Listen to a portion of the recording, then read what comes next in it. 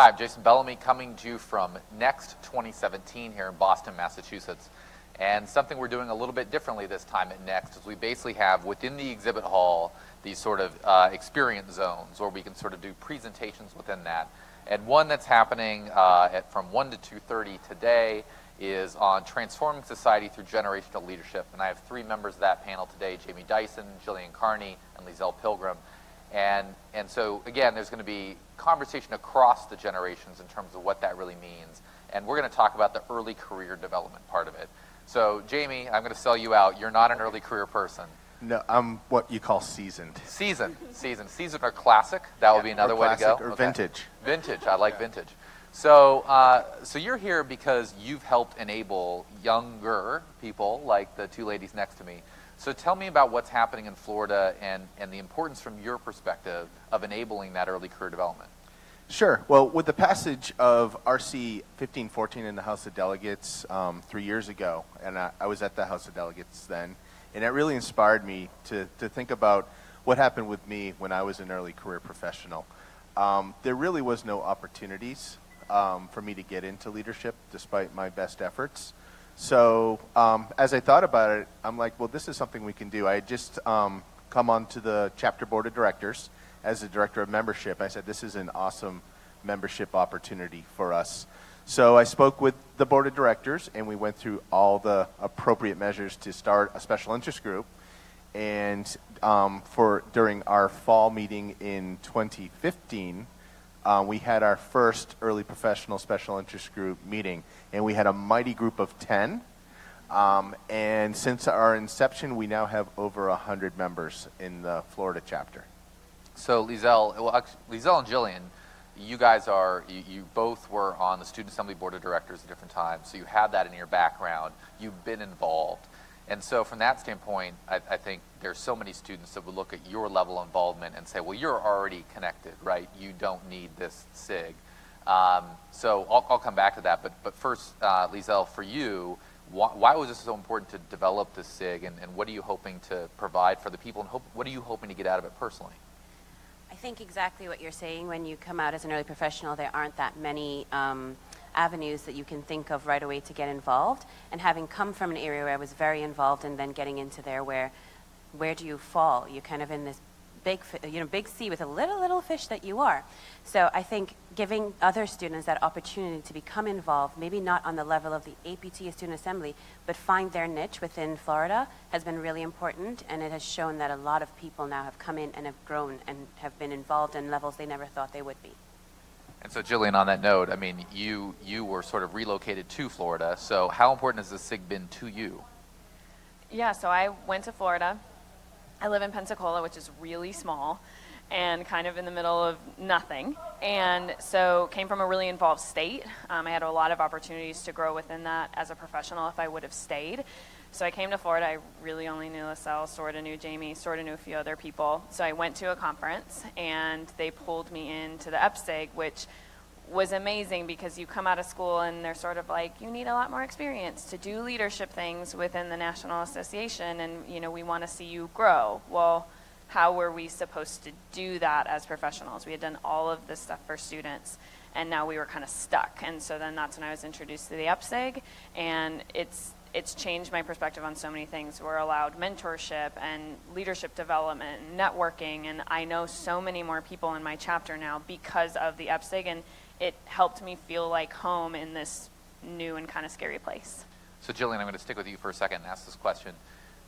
When you talk about mentorship and development, you clearly feel you're on a trajectory, right? But at the same time, I think for some people, they want a clearly defined path. Do you feel you're on a clearly defined path, or is this just sort of one of those kind of routes that goes this way and that way, and you feel like you're going forward, but it's like, is it laid out for you A to Z, is I guess what I'm saying, that this growth that you're looking for? I think it depends on what you make of it. So I think within the EPSIG, so say a student is coming out as a third year or a second year PTA student, they're graduating, they join the EPSIG as a member, elections come up for our board, well, that would be a step in the right direction towards that. And then you are on the board and you serve there, and then you see elections for the Florida board, sort of like what this lady did. and then you move forward from that. So yeah, if you want to make that a trajectory, absolutely you can make that a trajectory. But it doesn't have to be that. It can also just be your community, and you can stay being a member, or you can stay being on the leadership and kind of work within that and watch that grow. So Leiselle, first of all, how many years out of PT school are you? And then the question that goes with that is, you are at this point that you are sort of, you're still rising, but at the same time you're at a point to already provide downward mentorship to people behind you. So what's the advice that you give to those people who are the students, people are students now, or the people who just graduated? So I'm 4 years out, so I will soon not be considered a new professional anymore. So I guess at that point I'm definitely supposed to be versed on giving advice. But I think what I tell people is exactly what Jillian said. It's what you make it. I think that occurs as a student. I knew I liked leadership. I knew I wanted to find out more, so I sought out those areas within the student assembly to find that. Now, if you want mentorship and you just want to become the best clinician you can be, that's also possible. We're giving you mentorship within your field. We're giving you professional development at that point. We have journal clubs that we do every month that you can just, look at an article and break it down and see what you think, see what your peers think. So if that's just what you want, that's okay too. But if you want leadership, that's available. I think it's just really figuring out what you want, knowing what you want in life, and making an effort to build that. So Jamie, I'm going to close it out with you. When you look at these two ladies and you see the development that they've had, and then the people around them within the SIG, how does that feel to you as in the mentor role? I am so proud of these guys. I feel like they're old papa. But yeah, because Leiselle's a great example. She sits on the board with me now. And it's great to look across the board of directors table and see her sitting there. Because I remember when she was, in the student assembly. She was a student and moved to Florida. And I got my lasso, and we got her, and now look at her. And that's really the goal. We need to expose our early professionals to all the various aspects of being a member, not just leadership. Advocacy, super important. We send our early professionals to our advocacy days. Opportunities to speak. Speaking at a big conference, that's a huge deal. These guys are early professionals. You don't see too many of those, on the list of speakers.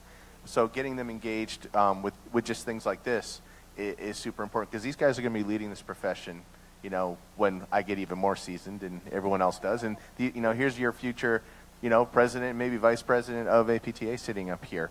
And, we need to nurture them well so that we can move our profession forward better together. Better together. So you heard it here first. Predictions. You guys now have a path. There's your A to Z.